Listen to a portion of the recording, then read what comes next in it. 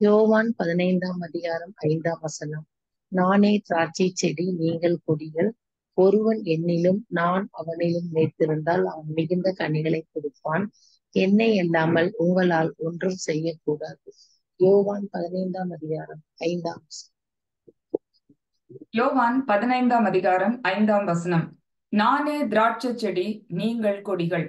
ஒருவன் என்னிலும் நான் அவனிலும் நிலைத்திருந்தால் அவன் மிகுந்த கனிகளை கொடுப்பான். என்னை அல்லாமல் உங்களால் ஒன்றும் செய்யக்கூடாது. இன்னைக்கு இந்த அதிகாலை வேளையிலே நாம் ஆண்டவருடைய பாதத்திலே வந்து நம்ம அமர்ந்திருக்கும் பொழுது, ஆண்டவர் இல்லாம நம்மளால எதுவுமே செய்ய முடியாது. இது நெகட்டிவான ஒரு காரியத்தை நம்ம பாக்குறோம். அதே சமயத்துல ஆண்டவர் நம்ம கூட இருந்தாருன்னா எல்லாவற்றையும் நம்மால் செய்ய முடியும். அததான் நம்ம வாசிக்கிறோம். என்னை பலப்படுத்துகிற கிறிஸ்துவினாலே எல்லாவற்றையும் செய்ய எனக்கு பலன் உண்டு. சில சமயம் நம்ம நினைக்கிறோம்ல, இது என்னுடைய அறிவுக்கு அப்பாற்பட்டது, இல்லைன்னா என்னுடைய பலத்துக்கு மிஞ்சினது, என்னால இந்த காரியத்தை செய்ய முடியாது, அந்த காரியத்தை செய்ய முடியாது, இதெல்லாம் ரொம்ப அறிவானவங்க திறமை உள்ளவங்க தான் இந்த காரியத்தை செய்ய முடியும், இல்லைன்னா இதெல்லாம் ரொம்ப பலசாலிகள் தான் இந்த காரியத்தை செய்ய முடியும் அப்படின்ட்டு எல்லாம் சொல்லிட்டு நம்மளால இது முடியாது அப்படின்னு சொல்லி நம்ம நினைக்கிறோம். ஆனா ஆண்டவர் நம்மோடு கூட இருந்தால், நாம் அவரோடு கூட இருந்தால் எந்த காரியத்தையும் நம்மளால செய்ய முடியும். அதனாலதான் என்னை பலப்படுத்துகிற கிறிஸ்துவினாலே எல்லாவற்றையும் செய்ய எனக்கு பலன் உண்டு அப்படின்னு சொல்லி நம்ம பாக்குறோம். அதே சமயத்துல ஆண்டவர் நம்ம கூட இல்லைன்னா ஒண்ணுமே நம்மளால செய்ய முடியாதான். அதுக்குதான் ஒரு அருமையான ஒரு உதாரணத்தை, ஒரு எக்ஸாம்பிள் ஆண்டவர் கொடுக்கிறாரு. யோவான் 15 அதிகாரத்துல அவர்தான் திராட்சை செடி, நம்ம கொடிகள். பிதா திராட்சை தோட்டக்காரர். இப்போ நம்ம கொடிகளாக இருக்கிறோம்னா அந்த கொடியில தான் திராட்சை பழங்கள், அதாவது கனிகள் வரும். அப்போ நம்மளுக்கு தான், நம்ம மேலதான் அந்த திராட்சை கனிகள் பழங்கள் அதெல்லாம் உண்டாகும். ஆனா இந்த கொடியில எப்போ கனிகள் வரும்? அந்த செடியிலோட அந்த கொடி ஒட்டிக்கிட்டு இருக்கும் போதுதான் அது கனிகளை கொடுக்கும். ஒருவேளை அந்த கொடி நான் செடியோடலாம் நான் ஒன்றும் இருக்க வேண்டாம் அப்படின்னு சொல்லி தனியா வெட்டிட்டு போயிடுச்சுன்னா என்ன ஆகும்? கொஞ்ச நேரத்துல அந்த கொடி செடி கிட்ட இருந்து அதுக்கு நியூட்ரியன்ஸ் எல்லாம் கிடைக்காம கொஞ்ச நேரத்துல அந்த கொடி என்ன ஆகும்? காஞ்சு போய் உலர்ந்து போய் ஒண்ணும் இல்லாம போயிடும். அப்புறம் அதை என்ன பண்ணுவாங்க? விறகுக்கும் நெருப்புக்கும் அடுப்புக்கும் போடுறதுக்கு தான் அது உதவும். அதனாலதான் ஆண்டவர் என்ன சொல்றாரு, அது எப்படி ஒரு கொடியானது தனியா போச்சுன்னா அது காஞ்சு போய் உலர்ந்து போய் எதுக்குமே பிரயோஜனம் இல்லாம போயிருதோ, அதே போல நம்மளும் செடியாகிய இயேசு கிறிஸ்துவோடு ஒட்டி கொள்ளாமல், நான் தனியா என்னுடைய சொந்த பலத்துல என்னுடைய சொந்த முயற்சியில நான் இதெல்லாம் செஞ்சிருவேன் அப்படின்னு சொல்லி போனோம்னா கடைசியில ஒண்ணுக்குமே இல்லாம நம்ம போயிடுவோம். ஆனால் செடியாகிய இயேசு கிறிஸ்துவோடு நாம் இருந்தால், அப்பனா என்ன அர்த்தம்? நான் ஒரு கொடியா இருக்கிறேன், செடியாகிய இயேசு கிறிஸ்துவோடு ஒன்னா சேர்ந்து இருக்கணும்னா எப்படி நம்ம இருக்க முடியும் அப்படின்னு சொல்லி பார்த்தோம்னா, இப்படி ஜெபத்துல ஆண்டவருடைய பாதத்துல ஆண்டவரோடு கூட ஜெபித்து அவருடைய வார்த்தைகளை தியானித்து நம்ம அவரோடு கூட இருக்கிறோம் பாருங்க. இதுதான் செடியாகிய இயேசு கிறிஸ்துவோடு கூட நிலைத்திருக்கிறது. அது ஏதோ இந்த அதிகாலை ஜெபத்துல இந்த 1 மணி நேரம் 1.5 மணி நேரம் நம்ம ஆண்டவருடைய பாதத்துல இருக்கிறோம், அதோட இன்னைக்கு முடிஞ்சிடுச்சுன்னு கிடையாது. தொடர்ந்து இந்த நாள் முழுவதும் நம்ம ஆண்டவரை நம்ம உள்ளத்துல தியானித்து கொண்டிருக்கும் பொழுது, எப்பொழுதும் செடியாக இயேசு கிறிஸ்துவோடு இருக்கும் பொழுது நம்ம மிகுந்த கனிகளை கொடுப்போம். அதான் நம்ம இங்க வாசிக்கிறோம், நானே திராட்சை செடி, நீங்கள் கொடிகள். ஒருவன் என்னிலும் நான் அவனிலும் நிலைத்திருந்தால் அவன் மிகுந்த கனிகளை கொடுப்பான். சோ மிகுந்த கனிகள்னா என்ன அர்த்தம்? இப்ப நம்ம செடியோட ஒட்டி கொள்ளுகிறதுனா அர்த்தம் என்னன்னு பார்த்தோம். நம்ம இப்படி ஜெபத்துல இருக்கிறது, இல்லைன்னா வேதம் வாசிக்கிறது, ஆண்டவருடைய வார்த்தைகளை கேட்கிறது, அவரை தியானிக்கிறது, இதுதான் இயேசு கிறிஸ்துவோடு நம்ம ஒன்றித்து இருக்கிறது. மிகுந்த கனிகளை கொடுப்போம்னா அப்ப என்ன நம்ம பழங்களை கொடுப்போம், என்ன கனிகளை கொடுப்போம் அப்படின்னு சொல்லி பார்த்தோம்னா, ஆவியின் கனியாகிய அன்பு, சந்தோஷம், சமாதானம், நீடிய பொறுமை, தயவு, நற்குணம், விசுவாசம், சாந்தம், இச்சையடக்கம், இப்படி எல்லா கனிகளும் இருக்குமா நம்மளுக்குள்ள. அன்பு அப்படின்னா என்னது? அதாவது சத்துருக்களை கூட நம்ம நேசிக்கிற அந்த அன்பு. சாதாரண அன்பு, என் பிள்ளைங்க என் மேல அன்பா இருக்கிறாங்க, நான் அவங்க மேல அன்பா இருக்கிறேன், அந்த அன்பை குறிச்சு ஆண்டவர் சொல்லல. சத்துருக்களையும் சிநேகிக்கிற அன்பு.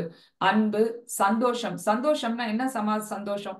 ஒரு பெரிய வீடு வாங்கிட்டோம்னா பயங்கர சந்தோஷம், ஒரு நல்ல வேலை கிடைச்சிருச்சுன்னா ரொம்ப சந்தோஷம், பிள்ளைங்க நல்லா முன்னுக்கு வந்துட்டாங்க, ஒரு திருமண வாழ்க்கை அமையுது, இதெல்லாம் நம்மளுக்கு சந்தோஷம். இதெல்லாம் தற்காலிகம் தான், கொஞ்ச நாள் ரொம்ப சந்தோஷமா இருப்போம், அதுக்கப்புறம் அடுத்த பிரச்சனை வரும்போது திருப்பியும் நம்ம வருத்தப்படுவோம். ஆனா இங்க கனி அப்படின்னு சொல்லும் பொழுது இந்த ஆவியின் கனி என்ன, இந்த சந்தோஷம் என்னன்னு சொல்லி பார்த்தோம்னா கர்த்தருக்குள் சந்தோஷமாக இருக்கிறது. எது இருந்தாலும் இல்லாட்டியும் எப்பொழுதும் அந்த சந்தோஷம், அந்த ஆண்டவருக்குள்ள இருக்கிற அந்த சந்தோஷம், அப்புறம் சமாதானம், இப்படி ஒவ்வொரு கனி நம்ம நிறைய அது அர்த்தம் நம்ம பார்த்துக்கிட்டே போகலாம். ஆனா அப்படி செடியாகிய இயேசு கிறிஸ்துவோடு ஒட்டி கொண்டிருக்கும் பொழுது மிகுந்த கனிகளை கொடுப்போம். ஆவியின் கனியாகிய அந்த 9 கனிகளையும் நிரம்ப நம்ம கொடுப்போம். இப்படி நம்ம ஒரு சமாதானத்தோடு சந்தோஷத்தோடு உலகத்துல எப்படிப்பட்ட சூழ்நிலைகள் சந்தர்ப்பங்கள் இருந்தாலும் விசுவாசத்தோடு அன்போடு இப்படி ஒரு வாழ்க்கை வாழணும்னா செடியாகிய இயேசு கிறிஸ்துவோடு நாம் ஒட்டி கொண்டிருக்க வேண்டும் அப்படின்னு சொல்லி நம்ம பார்க்கிறோம்.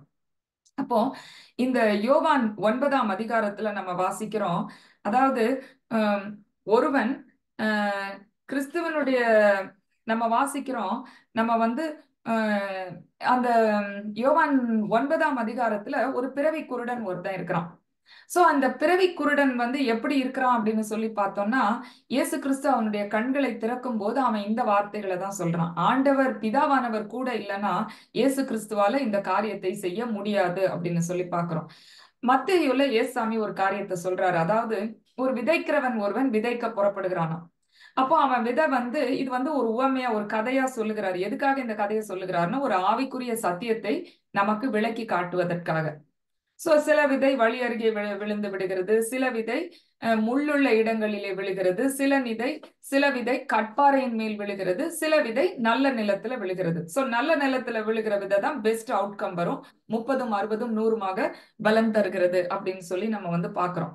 ஆனா அதே சமயத்துல இன்னைக்கு நம்ம பார்க்க போறது என்னன்னா, இந்த கட்பாறையின் மேல விழுந்த விதை போல இருக்கிறது. அப்ப நம்முடைய இருதயம் ஒரு கட்பாறையை போல இருக்குதுன்னு வச்சுக்கோங்க. அப்போ ஆண்டவருடைய விதை வசனம்.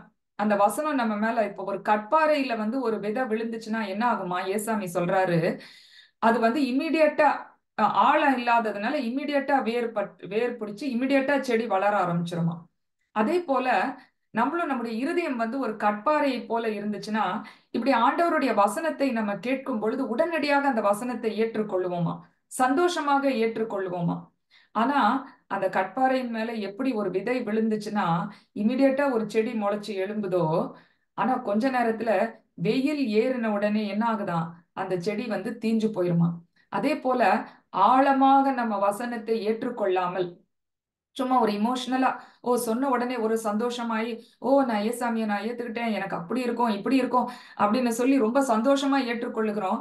ஆனா ஒரு ஆழமான ஒரு சத்தியத்தை நம்ம அறிந்து கொள்ளாமல் ஆழமாக அவருக்குள்ள இல்லாமல் நம்ம அப்படி இருந்தா என்ன ஆகுமா, உபத்திரவமும் துன்பமும் வசனத்தின் மூலம் வரும்போது நாம் இடரல் அடைந்து விடுவோம். நிறைய பேர் நினைச்சுக்கிறாங்க கிறிஸ்தவ வாழ்க்கை இயேசு கிறிஸ்துவை ஏத்துட்டா ஒரு மந்திரம் மாதிரி, அவர் ஒரு மந்திரவாதி மாதிரி அப்படியே டக்குன்னு நம்மளுக்கு எல்லாருமே நல்லா ஆயிரும் அப்படின்றது கிடையாது.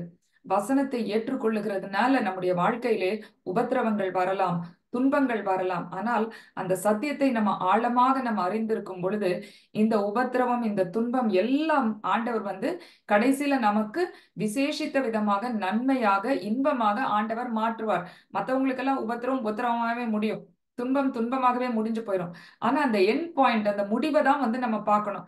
நிறைய நேரம் நம்ம என்ன பண்றோம், நம்மளும் ஜெபம் பண்றோங்க, அவங்க எல்லாம் ஜெபமே பண்ண மாட்டேங்கிறாங்க, நம்மளுக்கும் அதே பிரச்சனை தான் வருது, அவங்களுக்கும் அதே வியாதி அதே பிரச்சனை தான் வருது. இன்னும் சொல்ல போனா ஜெபமே பண்ணாதவங்களுக்கு, ஆண்டவரே இல்லைன்னு சொல்றவங்களுக்கு இன்னும் அதிகமான உலக பிரகாரமான ஆசீர்வாதங்கள் கிடைக்கிறது போல கூட இருக்குது.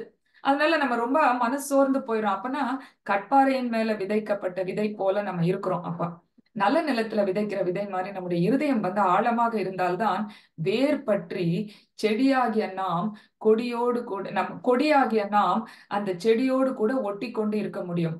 அப்பதான் நம்ம மிகுந்த கனிகளை கொடுப்போம். இல்லைன்னா ரொம்ப சூப்பர்ஃபிஷியலா நம்ம ஆண்டவரை ஏற்றுக்கொண்டு இருக்கிறோம்னா, எல்லாம் நல்லா இருக்கும் போது ஏசாமி நல்லவர் வல்லவர்னு சொல்லுவோம். ஒரு பிரச்சனை வந்துருச்சுன்னு வச்சுக்கோங்க லைஃப்ல, இந்த கடவுளை வணங்கி எனக்கு என்னங்க இவ்வளோ பிரச்சனை வருதுன்னு உபத்திரவமும் துன்பமும் வரும்போது வேர் இல்லாதபடியால் அது கருகி போய் விடுகிறது.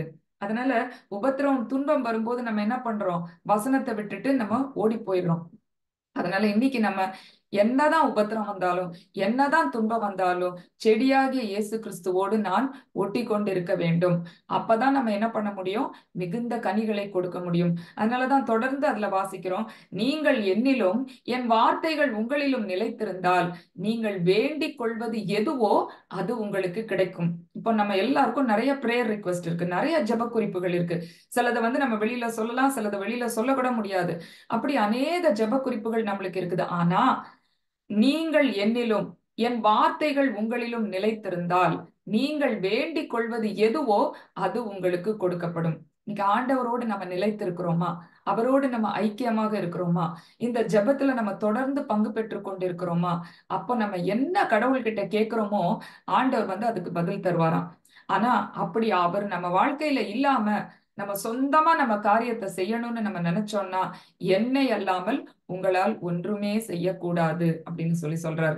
நேபுகாத் நேச்சார்னு ஒரு ராஜா இருக்கிறாரு. அந்த ராஜா வந்து என்ன பண்றாரு, இந்த உலகத்துல உள்ள 7 அதிசயங்களில் ஒன்று பாபிலோனின் தொங்கு திரைகள்னு நம்ம வாசிச்சிருக்கிறோம், கேள்விப்பட்டிருக்கிறோம். த ஹேங்கிங் கார்டன்ஸ் ஆஃப் பாபிலோன் அப்படின்னு. சோ அப்படிப்பட்ட ஒரு பாபிலோன் மா நகரத்தை இந்த நேபுகாத் நேச்சார் ராஜா தான் அதை கட்டுறாரு.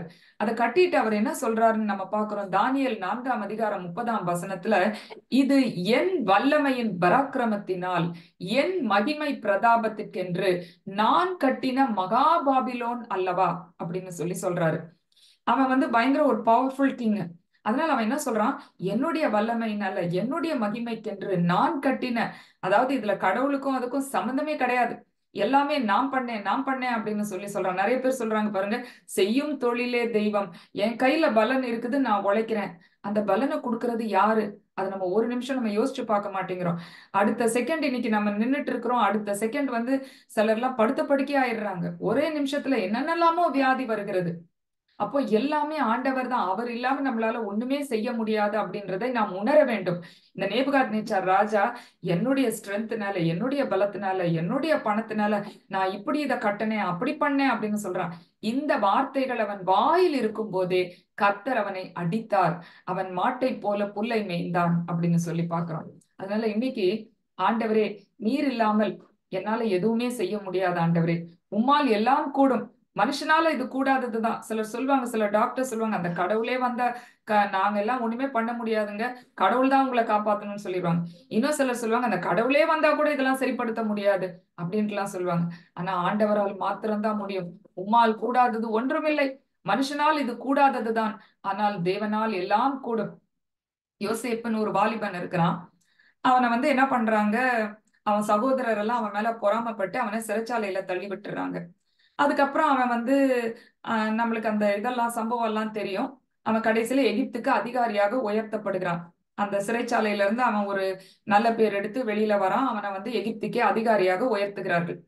அப்போ அந்த பார்வோன் வந்து என்ன பண்றான், யோசேப்பை பார்த்து, நான் வந்து உன்னை எகிப்து தேசத்திலே எனக்கு அடுத்தது உன்னை 2ஆவதாக உன்னை நான் வைக்கிறேன் அப்படின்னு சொல்லிட்டு அவன் கையில இருக்கிற முத்திர மோதிரத்தை எடுத்து யோசேப்பினுடைய கையில போடுறான். அவனுக்கு மெல்லிய வஸ்திரங்களை அவனுக்கு உடுத்து வைக்கிறான். அவனுக்கு ஒரு பொன் சரப்பணியை அவன் கழுத்திலே போடுகிறான். ஒரு 2ஆவது குதிரையின் மேல் அவனை ஏற்றி போகிறான். அவ்வளோ ஆனரும் அவ்வளோ மேன்மையும் மகிமையும் கொடுக்குறான். அதுக்கப்புறம் சொல்றான், இந்த எகிப்து தேசத்துக்கே ஒரு நாள் வந்து, ஒரு காலத்துல வந்து அந்த எகிப்து தேசம் தான் ஒரு சூப்பர் பவராக இருந்தது, வல்லரசு நாடாக இருந்தது. அப்போ பார்வோன் சொல்றான் யோசேப்ப, இந்த எகிப்து தேசத்துக்கே நீதான் வந்து 2ஆவது அதிகாரியாக இருக்கிறன்னு சொல்லிட்டு, ஒருவனாகிலும் யோசேப்பினுடைய உத்தரவு இல்லாமல் தன் கையையாவது தன் காலையாவது அசைக்க கூடாது. அவ்வளவு பவர் கொடுக்குறான் யோசேப்புக்கு. அந்த காலத்துல ராஜாக்களுக்கு அவ்வளவு பவர் இருக்கு. அவன் சொல்றான், அதே மாதிரி யோசேப்ப எம்பவர் பண்றான். நீ சொல்லாம யாரும் கைய கால கூட அசைக்க கூடாது. உடனே யோசேப்போ, நான் ரொம்ப பெரிய ஆளு, இன்னைக்கு என்னாலதான் எல்லாமே, என்னுடைய திறமையில தான் நான் இப்படி மேல வந்தேன் அப்படின்னு அவன் சொல்லவே இல்லை. பாருங்க, அவன் உண்மையாக வந்து ஒரு ஜெபிக்கிற ஒரு மகனாக இருக்கிறான். ஏன்னு பார்த்தோம்னா, ஆதியாகமத்துல வந்து நம்ம வாசிக்கிறோம், ஆதியாகமம் 49ஆம் அதிகாரம் 22ஆம் வசனத்துல, இந்த யோசேப்பினுடைய தகப்பன் யாக்கோபு சாகரத்துக்கு முன்னாடி யோசேப்புக்கு ஒரு ஆசீர்வாதத்தை கொடுக்கிறான். பெற்றோருடைய ஆசீர்வாதம் ரொம்ப ரொம்ப முக்கியம். பாருங்க, யோசேப்புக்கு என்ன ஆசீர்வாதம் கொடுக்கறான்னு சொல்லி பார்த்தோம்னா, யோசேப்பு கனி தரும் செடி, அவன் நீரூற்றண்டையில் உள்ள கனி தரும் செடி, அதன் கொடிகள் சுவர்களின் மேல் படரும். அதாவது யோசேப்பு ஒரு கனி தரும் செடியாக இருப்பான். ஏனால் கொடியாகிய ஆண்டவரோடு அவன் ஒட்டி கொண்டிருக்கிறான். சின்ன வயசுல இருந்து யோசேப்பு ஒரு பரிசுத்தமான வாழ்க்கை, ஒரு பிரித்தெடுக்கப்பட்ட வாழ்க்கை வாழ்றான். தாம் பெற்றோர் அதாவது தன்னுடைய சகோதரர்கள் எல்லாம் துன்மார்க்கமான வாழ்க்கை வாழுகிறார்கள். கெட்ட வாழ்க்கை, வாலிப பசங்க என்னெல்லாமோ பண்றாங்க. ஆனா யோசேப்பு ஒரு பரிசுத்தமான வாழ்க்கை வாழுகிறான். அதுவும் தன்னுடைய தகப்பனார்கிட்ட தன்னுடைய சகோதரர் செய்கிற துன்மார்க்கமான காரியங்கள் எல்லாம் போய் சொல்லிடுவான். அதனால சகோதரர் எல்லாம் அவன் மேல பொறாமப்பட்டு அவனை கொலை செய்யறதுக்கே முயற்சி பண்றாங்க. ஆனா பாருங்க, அவன் ஒரு பரிசுத்தமான வாழ்க்கை வாழ்கிறான். போத்திபார் வீட்லயும் அவனுக்கு ஒரு நிறைய அவனுக்கு அந்த சோதனைகள் வந்த போதும், அந்த ஒரு காலகட்டத்திலும் 17 வயசு தான் அவனுக்கு. இன்னைக்கு நம்ம எல்லாருக்கும் வாலிப பிள்ளைகள் எல்லாம் இருக்கிறாங்க. ஆனா பாருங்க, எல்லா காலகட்டத்திலயும் ஆண்டவருடைய பாதுகாப்பு தேவை. யோசேப்பு பாருங்க, அந்த இடத்துலயும் பரிசுத்தமான ஒரு வாழ்க்கை வாழ்ந்து ஆண்டவரோடு எப்பொழுதும் இருக்கிறான். சிறைச்சாலையில இருக்கிறான், அபாண்டமாக பழி செலுத்தப்பட்டு சிறைச்சாலையில இருக்கிறான். அங்கேயும் கர்த்தருடைய வசனத்தை அவன் தியானித்துக் கொண்டிருக்கிறான். செடியாகிய ஆண்டவரோடு கூட ஒட்டி கொண்டிருக்கிறான். அதனாலதான் அவன் மிகுந்த கனித்தரும் ஒரு திராட்சை கொடியாக மாற்றப்படுகிறான். அநேக உபத்திரவங்கள், கஷ்டங்கள், ஒருவேளை கட்பாறையின் மேல விதைக்கப்பட்ட விதையை போல இருந்திருந்தானா, இந்த மாதிரி உபத்திரவங்கள், துன்பங்கள் வரும்போது, சரி இப்பதான் போத்திபார் வீட்டுல ஒரு நல்ல லைஃப் வந்துருச்சுன்னு நினைச்சேன், திரும்பியும் அங்க என்ன மேல அபாண்டமான பழி போட்டுட்டாங்களே, யாருமே இந்த பழியில இருந்து என்ன வெளியில கொண்டு வரலே, இந்த கடவுள் எல்லாம் ஒரு கடவுளான்னு சொல்லவே இல்லை. தொடர்ந்து ஆண்டவர் மீது நம்பிக்கை வைக்கிறான். அதுக்கப்புறம் சிறைச்சாலையில தூக்கி போட்டாங்க. அதுல நிறைய வருஷம் அங்க இருக்கிறான். ஓ, கட்பாறையின் மேல இருந்த விதை போல இருந்தானா, இந்த உபத்திரவம், துன்பங்கள் எல்லாம் வரும்போது கடவுளே இல்லைன்னு சொல்லிட்டு போயிட்டு இருந்திருக்கணும். ஆனா கர்த்தருடைய வசனத்தை சிறைச்சாலையிலே அவன் தியானித்து கொண்டிருக்கிறான். அதனாலதான் பாருங்க, அவன் எகிப்துக்கே அதிகாரியாக உயர்த்தப்படுகிறான்.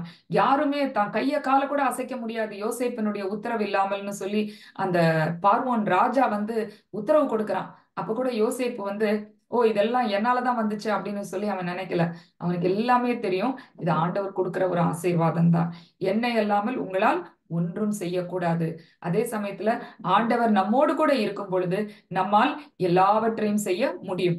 இந்த ஏப்ரல் மாதத்திலும் அவர் நமக்கு கொடுத்த வாக்குத்தத்த வசனம் ஏசாயா 51ஆம் அதிகாரம் 11ஆம் வசனம், நித்திய மகிழ்ச்சி அவர்கள் தலையின் மேல் இருக்கும், சந்தோஷமும் மகிழ்ச்சியும் அடைவார்கள், சஞ்சலமும் தவிப்பும் ஓடிப்போம். இன்னைக்கு நம்ம செடியாகிய இயேசு கிறிஸ்துவோடு கொடியாகிய நாம் ஒட்டி கொண்டிருக்கும் பொழுது, நம்மளுக்கு உபத்திரவங்கள், துன்பங்கள், பிரச்சனைகள் வந்தாலும் அவரோடு கூட நம்ம ஒட்டி கொண்டிருக்கும் பொழுது நம்ம சஞ்சலம், தவிப்பு இது எல்லாம் ஓடி போயிரும். ஆண்டவர் நீங்கள் வேண்டிக் கொள்வது எதுவோ அதை நான் உங்களுக்கு தருவேன் என்று இந்த நாளிலே வாக்கு கொடுக்கிறார். நித்திய மகிழ்ச்சி நம்முடைய தலையின் மேல் இருக்கும் என்கிற அப்படிப்பட்ட ஒரு சந்தோஷத்தோடு, நம்பிக்கையோடு இந்த நாளுக்குள் கடந்து செல்ல கர்த்தர் தாமே நம் ஒவ்வொருவருக்கும் அப்படிப்பட்ட கிருபைகளையும் ஆசீர்வாதங்களையும் தந்தருளுவாராக. ஆமேன்.